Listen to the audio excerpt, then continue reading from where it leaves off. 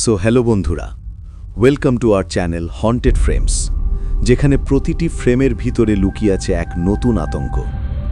আজ আমি যে গল্পটা বলবো তা শুধু এক গ্রাম বা এক পুরোহিতের গল্প নয়, এটা বিশ্বাসের গল্প, অভিশাপের গল্প আর এক দেবীর যার রোষ এখনও থামেনি। কেউ বলে ভক্তি মানেই শান্তি, কিন্তু কেউ জানে না কখন সেই ভক্তিই রূপ নেয় অন্ধ অর্পণে। আজকের কাহিনী চণ্ডী মণ্ডপের আর্তনাদ। শুরু হচ্ছে এক এমন গ্রামের গল্প যেখানে একবার রাত নামলে পাখিরাও পথ ভুলে যায়, কারণ সেখানে এখনো শোনা যায় একই মন্ত্র, বলিদান ছাড়া পূজা অসম্পূর্ণ।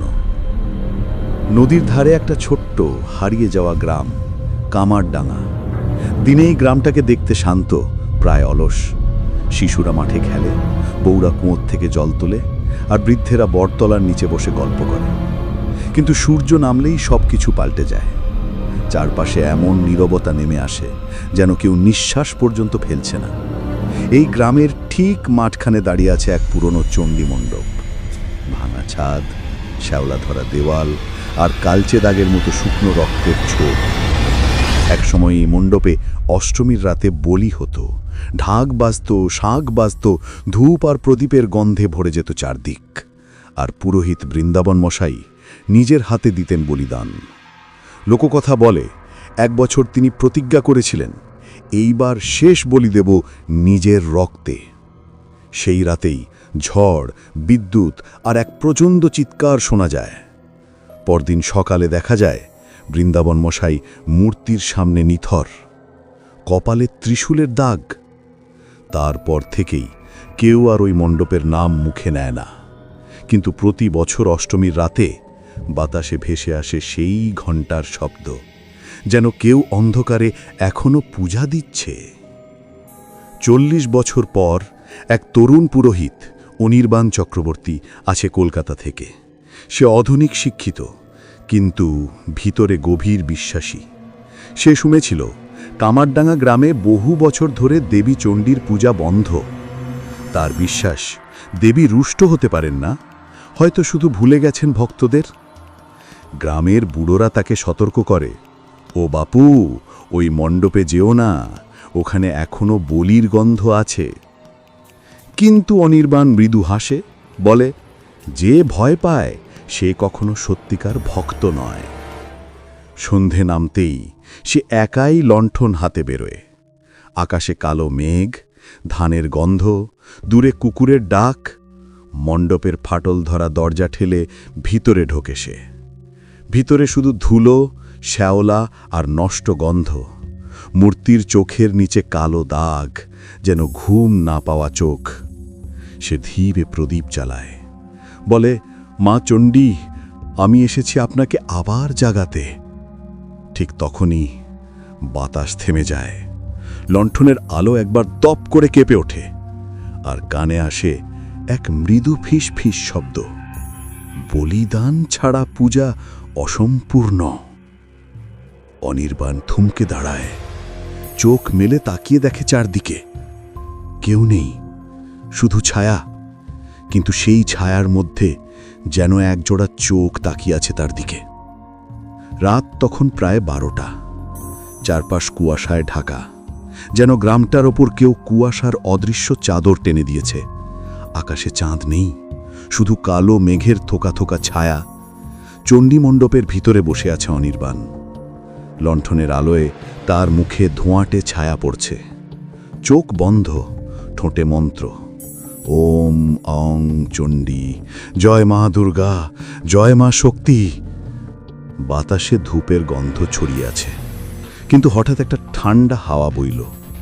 লণ্ঠনের শিখা দপ করে নড়ে উঠল। অনির্বাণ চোখ খুলে দেখে প্রদীপের আলোয় পাথরের ওপর কিছু একটা পড়ে আছে।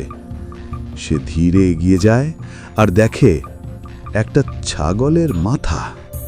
তার চোখগুলো এখনো আধ খোলা, আর নাকের পাশ থেকে রক্ত গড়িয়ে পড়ছে।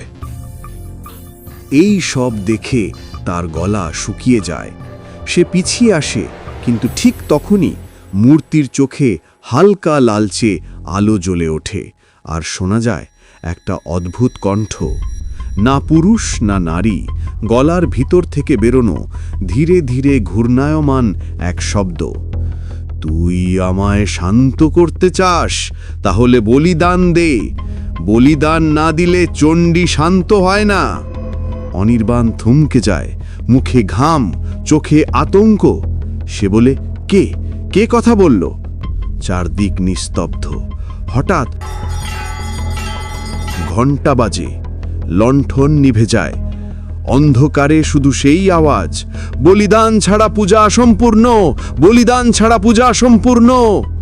সকালে গ্রামের কয়েকজন ছেলেপুলে খেলতে খেলতে মণ্ডপের সামনে আসে। দেখে দরজা আধ খোলা আর ভিতর থেকে ধোঁয়া বেরোচ্ছে। তারা ডেকে ওঠে, পুরোহিত মশাই, আপনি আছেন? ভেতরে ঢুকে সবাই থমকে যায়।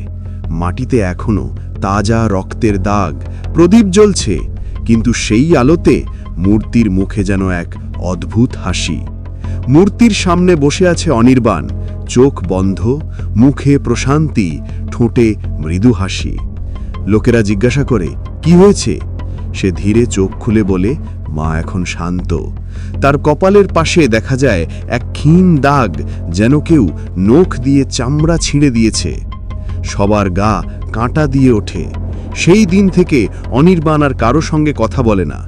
সন্ধে নামলেই সে ঘরে দরজা বন্ধ করে দেয়, আর ভিতর থেকে শোনা যায় এক গম্ভীর আওয়াজ, ওম চণ্ডী, বলিদান ছাড়া পূজা সম্পূর্ণ।